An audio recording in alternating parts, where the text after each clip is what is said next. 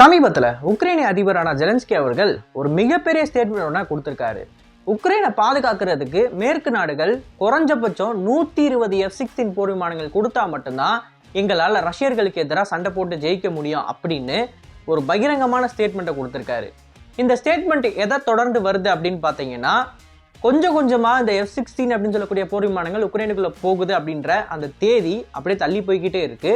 So அதை ஒட்டி தான் இப்போ ஜெலன்ஸ்கி அவர்கள் இப்படி ஒரு அறிவிப்பை கொடுத்திருக்காரு. தற்போதைய நிலைமையில் இந்த மேற்கு நாடுகள் எத்தனை F-16 போர் விமானங்களை கொடுக்க போறாங்க அப்படின்னா, சுமாரா 50-70 போர் விமானங்கள் உக்ரைனுக்குள்ள போகும்னு சொல்லி எதிர்பார்க்கப்படுது. இது எல்லாமே ஒரேடியா போயிடாது. ஒரு 10 போர் விமானம் 20 போர் விமானம் அப்படின்னு சொல்லி பேட்சா தான் போகும். இப்படிப்பட்ட சூழ்நிலையில இன்னைக்கான காணொலியில நம்ம எதை பத்தி பார்க்க போறோம் அப்படின்னா, இந்த F-16 போர் விமானங்கள் உள்ள போனாலுமே இதை ஆப்ரேட் பண்றதுல உக்ரைனியர்களுக்கு நிறையவே பிரச்சனைகள் இருக்கு. அதுலேயும் கூடுதலா ஒரே நேரத்தில் 120 போர் விமானங்களை இவங்களால ஆப்ரேட்டே பண்ண முடியாது அப்படின்றது தான் நிதர்சனமான உண்மை. ஸோ இதெல்லாம் எப்படின்னு தான் இந்த வீடியோல பார்க்க போறோம். நான் உங்கள் ஆகாஷ், தமிழ் பொக்கிஷம் வழங்கும் டிபி டிஃபென்ஸ். முதல் விஷயம், உக்ரைனுக்குள்ள F-16 அப்படின்னு சொல்லக்கூடிய அந்த போர் விமானங்கள் ஏன் போகுது, அதாவது இந்த குறிப்பிட்ட போர் விமானத்தை இவங்க சூஸ் பண்ணதுக்கான காரணம் என்ன அப்படின்றத நம்ம அடிப்படையில் தெரிஞ்சுக்கணும். F-16 அப்படின்னு சொல்லக்கூடியது உலகம் முழுக்க ரொம்பவே அதிகமாக இருக்கக்கூடிய ஒரு போர் விமானம். இன்ஃபேக்ட் MiG-21 அப்படின்னு சொல்லக்கூடிய போர் விமானத்துக்கு அடுத்து உலகத்திலே அதிகமாக மேனுஃபேக்சர் பண்ணப்பட்ட ஒரு போர் விமானம் என்ன அப்படின்னு பார்த்தீங்கன்னா F-16 தான். ரொம்ப சக்ஸஸ்ஃபுல்லான ஒரு சிங்கிள் என்ஜின் ஃபைட்டர் ஜெட்டு. இப்போ வரைக்குமே 4.5 ஜென்ரேஷனில் one of the topmost கண்டெண்டராக உலகம் முழுக்க இருக்கக்கூடியது என்னன்னு பார்த்தீங்கன்னா அந்த F-16 தான்.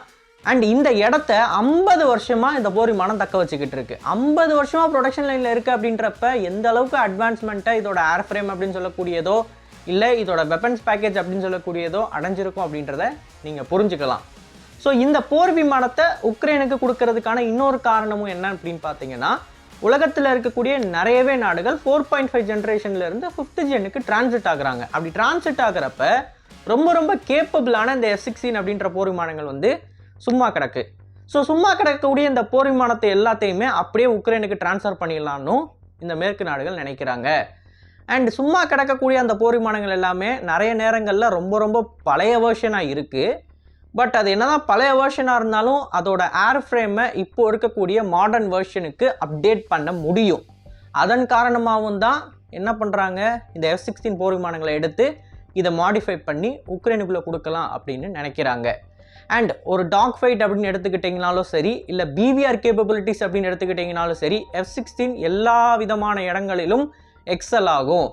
அண்ட் சிங்கிள் என்ஜின் போர் விமானம் அப்படின்ற காரணத்தினால இதை மெயின்டைன் பண்ணுறதும் ரொம்ப சுலபம். அதனால தான் உக்ரைனுக்கு இது ஒரு நல்ல சாய்ஸாக இருக்கும் அப்படின்னு சொல்லி எல்லாருமே எதிர்பார்க்குறாங்க. ஓகே, இப்போ இந்த போர் விமானம் உக்ரைனுக்கு போயிட்டாலும் இதை ஆப்ரேட் பண்ணுறதுல நிறையவே பிரச்சனைகள் இருக்குது அப்படின்னு நான் சொன்னேன் இல்லையா, அந்த மேட்டருக்கு வருவோம். ஃபர்ஸ்ட் ஆஃப் ஆல், இந்த F-16 அப்படின்ற போர் விமானம் ஒரு சிங்கிள் என்ஜின் ஃபைட்டர் ஜெட். இந்த போர் விமானம் டேக் ஆஃப் ஆகணும் அப்படின்னா இதுக்கு ரன்வே தேவை. அப்படிப்பட்ட அந்த ரன்வே ரொம்ப க்ளீனாக இருக்கணும். அதில் எந்த விதமான ஃபாரின் ஆப்ஜெக்டும் இருக்கக்கூடாது. ஏன்னா இதோட அந்த இன்டேக் அப்படின்னு சொல்லக்கூடியது கீழே என்ன இருந்தாலும் அதை அப்படியே உறிஞ்சு எடுத்துரும். அண்ட் அதே சமயம் ஒரு என்ஜின் இருக்கிற காரணத்தினால இந்த என்ஜினும் ஈஸியாக டேமேஜ் ஆகி விமானமே காயலாங்கடைக்கு போயிடும். அதனால தான் உக்ரைன் அப்படின்னு சொல்லக்கூடிய கண்ட்ரியால் இவ்வளோ பெரிய நம்பர்ஸில் F-16 ஆப்ரேட் பண்ண முடியாது அப்படின்னு சொல்கிறாங்க.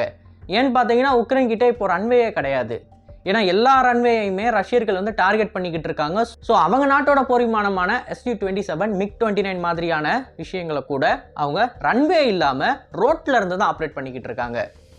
ஸோ ஒரு ப்ராப்பரான ரன்வேயை அவங்களால பாதுகாக்க முடியாது அப்படின்றப்ப எப்படி F-16 ஆப்ரேட் பண்ணுவாங்க, அதுவும் 120 போர் விமானங்களை. எனக்கு தெரிஞ்ச வரைக்கும் இருக்கிறதுலே பெஸ்ட் ஐடியா அப்படின்னு சொல்லக்கூடியது இந்த 120 F-16 சின்ன நம்பர்ஸாக பிரித்து அது எல்லாத்தையுமே ரோட்டில் வச்சு ஆப்ரேட் பண்ணுறது அப்படின்றது தான். பட் ரோட்டில் வச்சு இதை ஆப்ரேட்டே பண்ண முடியாதான்னு கேட்டிங்கன்னா அப்படிலாம் கிடையாது. உலகத்தில் ஏகப்பட்ட விமானப்படைகள் ரோட்டில் இருந்தே இந்த F-16 டேக் ஆஃப் பண்ணி லேண்ட் பண்ணி காட்டியிருக்காங்க. இது ஒரு பாசிபிளான விஷயம்தான். ஆனால் அந்த ரோடுன்றது ரன்வே அளவுக்கு க்ளீனாக இருக்கணும். அங்கே தான் பிரச்சனையே ஆரம்பிக்குது. அண்ட் இந்த F-16 போர் விமானத்தோட லேண்டிங் கியர், அப்புறம் இந்த விமானம் லேண்ட் ஆனதுக்கப்புறமா இதில் வந்து பிரேக் பண்ணுறதுக்கு ஒரு பேராஷூட் இல்லை அப்படின்ற குறைன்றது இன்னமும் அதிகமாக பிரச்சனையை சேர்க்குது. பேசிக்காக எல்லா விதமான எக்ஸ்பர்ட்ஸோட கருத்து என்ன அப்படின்னு பார்த்தீங்கன்னா, F-16 போர் விமானம் ப்ராப்பரான ரன்வே இருந்தால் தான் டேக் ஆஃப் மற்றும் லேண்டிங் ஆகும். ப்ராப்பரான ரன்வே இல்லை அப்படின்னா இதை சமாளிக்கிறது ரொம்ப ரொம்ப கஷ்டம். அது உக்ரைன் கிட்ட இருக்குமான்னு தெரியல அப்படின்னு தான் எல்லாரும் சொல்லிக்கிட்டு இருக்காங்க. அப்போ Su-27 ஆப்ரேட் பண்ணுறாங்களே, MiG-29 ஆப்ரேட் பண்ணுறாங்களே, இதெல்லாம் என்ன கதைன்னு கேட்டிங்கன்னா, சோவியத் என்ஜினியரிங்கில் அவங்க அடிப்படையிலேயே என்ன பண்ணியிருக்காங்க, ரொம்ப ரொம்ப ஸ்ட்ராங்கான லேண்டிங் கியரை பொருத்தியிருக்காங்க. 2 என்ஜின்களை கொடுத்துருக்காங்க. சப்போஸ் ஒரு என்ஜினுக்குள்ளே ஃபாரின் ஆப்ஜெக்ட் போனாலும் அந்த விமானம் காயலாங்கடைக்கு போகாது, சேஃபாக லேண்ட் ஆயிரும். இது கூட லேண்ட் ஆனதுக்கப்புறமா பேராஷூட் அசிஸ்டன்ஸை பிரேக் பண்ணுறதுக்கு கொடுக்குறாங்க. ஸோ இவங்களோட டிசைன் ஃபிலாசபி அப்படின்றது எந்த விதமான ரன்வேலேருந்தும் ஈவன் புல்தரையிலேருந்து கூட டேக் ஆஃப் ஆகிற மாதிரி தான் இருக்கும். ஸோ அப்படிப்பட்ட போர் விமானங்களை இத்தனை வருடங்களாக பயன்படுத்திக்கிட்டு இருக்கிற உக்ரைனாலையும் இவ்வளவு சீக்கிரமாக இப்படி ஒரு டிமாண்டிங்கான விமானத்துக்கு மாறிட முடியாது. அவங்களுக்கும் நிறையவே குழப்பங்கள் கஷ்டங்கள் இருக்கும் இல்லையா? ஸோ இதை மேற்கோள் காட்டி தான் 120 போர் விமானங்களை உக்ரைனுக்கு கொடுத்தாலும் அதை அவங்களால ஆப்ரேட் பண்ண முடியாதுன்னு எல்லாரும் சொல்லிக்கிட்டு இருக்காங்க. இது மட்டும்தான் பாயிண்ட் அப்படின்னு கேட்டிங்கன்னா கிடையாது. இன்னும் ஏகப்பட்ட பாயிண்ட் இருக்குது. இன்னொரு பாயிண்ட் என்னன்னு பார்த்தீங்கன்னா, இந்த மேற்கு நாடுகள் கொடுக்கக்கூடிய ஆயுதங்கள் எல்லாத்தையுமே ரஷ்யர்கள் வந்து தனியாக குறி வைக்கிறாங்க. ஒரு உதாரணத்துக்கு சொல்லணும் அப்படின்னா, இந்த லெப்பர்டு பீரங்கிகளை சுட்டு தள்ளுற அந்த ரஷ்ய வீரர்களுக்கு போனஸ் கொடுக்கப்படும் அப்படின்னு அஃபிஷியலாகவே ரஷ்யன் கவர்மெண்ட்டு அனௌன்ஸ் பண்ணிச்சு. அதுக்கு கூடுதலாக ரஷ்யாவில் இருக்கக்கூடிய நிறையவே பில்லினியர்ஸு, நீங்கள் ஏதாவது மேற்கு நாடோட ஆயுதங்களை அழிச்சிங்க அப்படின்னா உங்களுக்கு நான் பணம் தரேன் அப்படின்னு சொல்லிட்டு போட்டி போட்டாங்க. இப்படி அங்கே இருக்கக்கூடிய மக்களை இந்த மேற்கு நாடுகளோட ஆயுதங்களுக்கு எதிராக திருப்பி விடுற காரணத்தினால் பேட்டில் ஃபீல்டில் டாக்டிக்கல் அட்வான்டேஜே இல்லை அப்படின்னாலும் இந்த மேற்கு நாடுகளோட ஆயுதங்களை குறி வச்சு தான் தாக்குதல்கள் நடந்துகிட்டு இருக்கு. ஸோ எப்படி இந்த லெப்பர்டு மற்றும் ஏப்ரம்ஸ் பீரங்கிகளுக்கு நடந்துச்சோ அதே மாதிரியான ஒரு நிலைமை தான் F-16க்கும் நடக்கும். ஏன்னா அந்த டைமில் எல்லா ரஷ்ய போர் விமானங்களும் தேடக்கூடியது என்ன அப்படின்னு பார்த்தீங்கன்னா F-16 தான். அவங்க Su-27 MiG-29 பாம்பு போட்டுக்கிட்டு இருந்தாலும் கவலைப்பட போகிறதில்ல, என்னோட டார்கெட் நீதாண்டா அப்படின்னு சொல்லி இந்த போர் விமானத்தை தான் அழிக்க ட்ரை பண்ணுவாங்க. தேவையில்லாத ஒரு அட்டென்ஷனை இப்போ இந்த இடத்துல எடுக்குது பார்த்தீங்களா, இதுவுமே உக்ரைனுக்கு ஒரு பிரச்சனையாக வரும் அப்படின்னு நிறைய பேர் சொல்லிக்கிட்டு இருக்காங்க.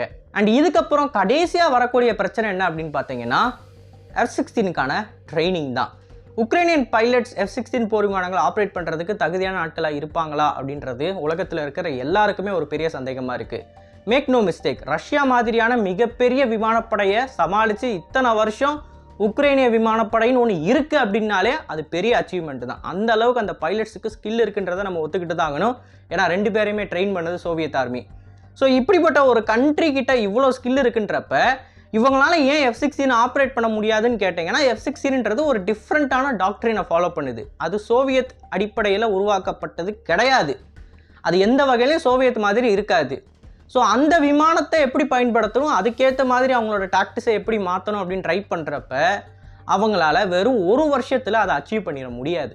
இதுதான் நிதர்சனமான உண்மை. இது ஒன்றும் கார் ஓட்டுற மாதிரி கிடையாது, நீங்கள் ஜஸ்ட் ஒரு 3 மாதத்தில் பழகிறதுக்கு. இது ஒரு போர் விமானம். அண்ட் இந்த போர் விமானத்தை கொண்டு உலகத்தில் 2வது மிகப்பெரிய விமானப்படையோட நீங்கள் சண்டை போட போகிறீங்க. அப்போ எந்த அளவுக்கு உங்களுக்கு ட்ரைனிங் வேணும்? ஸோ இந்த ட்ரைனிங்கெல்லாம் 1 வருஷத்தில் உக்ரைனியர்களால் கற்றுக்கவே முடியாது. ஆனால் இதுக்கு ஒரு சொல்யூஷன் இருக்குது. அது என்னன்னு பார்த்தீங்கன்னா ஃபாரின் மெர்சனரிஸ். நம்மளாம் நிறைய பேருக்கு தெரியும் இந்த ஃபாரின் மெர்சனரி அப்படின்ற கான்செப்ட் ஒன்று இருக்குது. இதுபடி இந்த மேலை நாடுகள் என்ன பண்ணுவாங்க அப்படின்னா, டைரெக்டாக அவங்களோட இராணுவ வீரர்களை உள்ளே அனுப்பாமல் இராணுவத்தில் ரிட்டையர் ஆனவங்களை உள்ளே அனுப்புவாங்க. ஸோ ரிட்டையர் ஆனவங்க உள்ளே போகிறப்ப இந்த நபர்கள் வந்து ரஷ்யர்கள் கையை சிக்கிட்டாங்க அப்படின்னா உடனே இந்த நேட்டோ நாடுகள் என்ன சொல்லுவாங்கன்னா, அவங்களுக்கு எனக்கு எந்த சம்மந்தமும் கிடையாது, அவங்க தனித்து இயங்கக்கூடிய ஒரு குழு, அவங்க பண்ணக்கூடிய சம்பவத்துக்கு எந்த வகையிலும் நாங்கள் ரெஸ்பான்சிபிலிட்டி எடுத்துக்க முடியாதுன்னு சொல்லி ஈஸியாக தட்டி விட்டு போயிடுவாங்க.